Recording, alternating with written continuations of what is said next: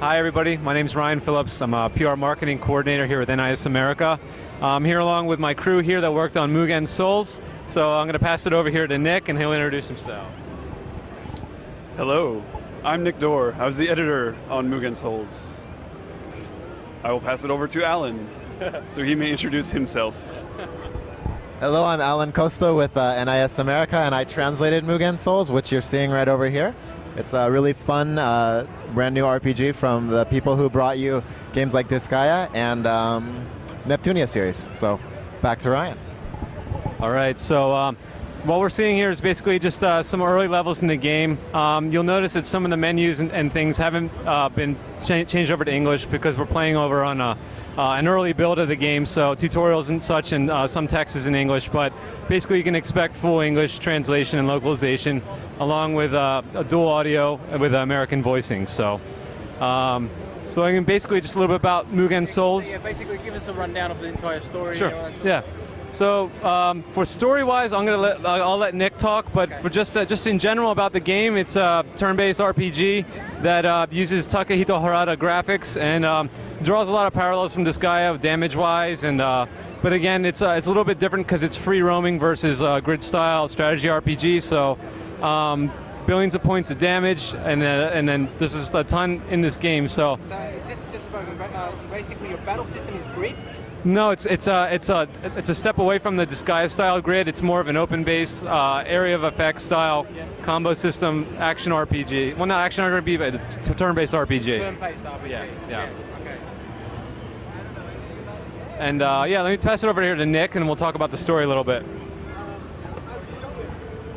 All right, basically the story for Mugen Souls begins with Shushu, the pink-haired protagonist, who is the self-proclaimed undisputed god of the universe, and essentially her quest throughout the game is to conquer the 7 worlds that she saw from afar because they were pretty, and that's all it takes for her to want something.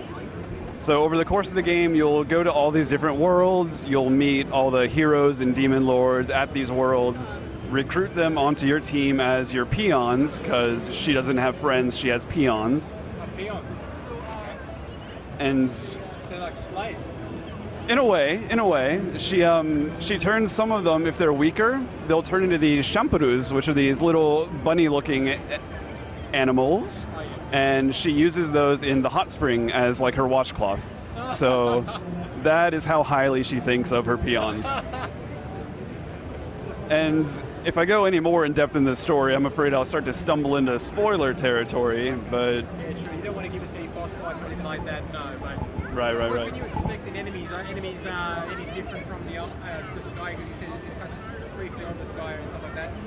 The enemies similar to them, bosses similar to them, or they're completely brand new? Pretty brand new. Yeah? There may be a couple enemies that you'll see laid over from other Idea Factory games, sort of like other franchises have like the same catalog of monsters. They have theirs. Blend of crossover, but not complete crossover. Right. Yeah, okay, that sounds good. That's good. How long, what's the gameplay like on that? Like, how long will it take you to run through the entire game? Even if you did side quests and all that sort of stuff as well, full on RPG, how long would it normally take you to pass, complete the game? It'd probably be 35 to 40 hours just for basic storyline playthrough. Only storyline? True. There is a bunch of extra content. There's endless grinding. You can level up your weapons, level up your characters, fuse your characters into more powered up versions of themselves. So when you mean by characters, how many can you take with you again? You can create up to, not sure of the limit, but you can create your own characters and you can have a bunch. So like for example, in the quest mission, the storyline mode, you take only one, or you can take, like, you create one, or can you create a whole lot of them and take them on your quest? You can create a whole lot. Okay. Like what's the maximum you can take on you then? Not too sure. We'll get back on that. Oh, Yeah, really? we'll check on it for you. Okay, that's fine. Yeah, you'll... When you're in battle, you can have 4 characters, and you can also have additional characters in your sub-party, which you can then switch into battle. Okay. But the number is limited at first, and just like the Disgaea series, there's lots of things you can unlock in order to increase the number of characters you can put in and out of battle. Now, one thing I've always, because I've always liked the series, but I'm not going to say I'm biased or anything, but I like my Xbox. All right, so it's just how it is. I'm not saying PlayStation's fantastic, but I normally connect that with me, and sometimes when I go away, I'll take that with me. I don't take the PlayStation with me, unfortunately. I'm sorry.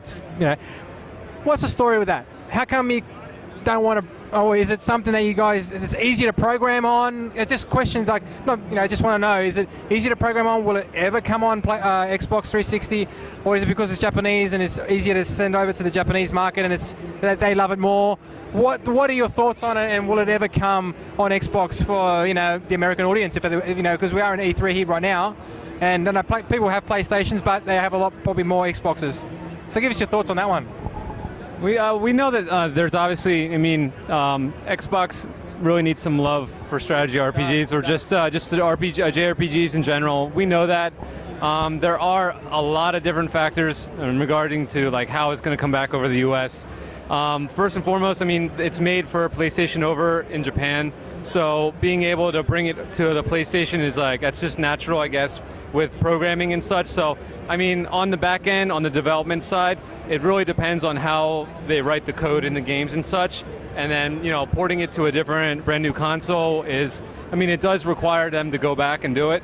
And then at times when we're in the cycle of the game will already be released in Japan, and basically we ask them to go back and put the English in and put the voicing in, so they're already working on something brand new at that point in the cycle. So that all these things are kind of going essentially against us when we want to bring things out for consoles. So again, we know that there's a need, and there are a lot of gamers that don't necessarily have a PS3 that are like, hey, where's the love for Xbox? And we know it's there, and we're definitely cognizant of it, and we really want to, in the future, if there's the ability to cross-platform one of our titles in the future, we're all about it. Yeah. So it's just ultimately, again, it comes down to programming sometimes. And at the moment as well, you've got the handhelds. What are the major ones? The major ones are pretty much what place the PSP or the 3DS. Which one would you ever go to? 3DS? 3DS is pretty big in Japan as well. We so for JRPGs, we know that obviously the 3DS is basically, what do I want to say here? I'm at a loss here, guys. Well, I'll let you know. For one thing, is for Cave Story, we brought Cave Story out in the 3DS. Yes, right. So it comes down to it's a possibility, and is it that, or is it because maybe it's not enough storage space? I don't think it has to do with storage space. Again, it's if we have a Nippon Ichi software title that's available in the 3DS, it's almost natural for us to bring it over. Yeah. But for other titles, again, it's up to licensing too. So outside of the Nippon Ichi software realm, other companies are maybe gunning for the title that we're going for.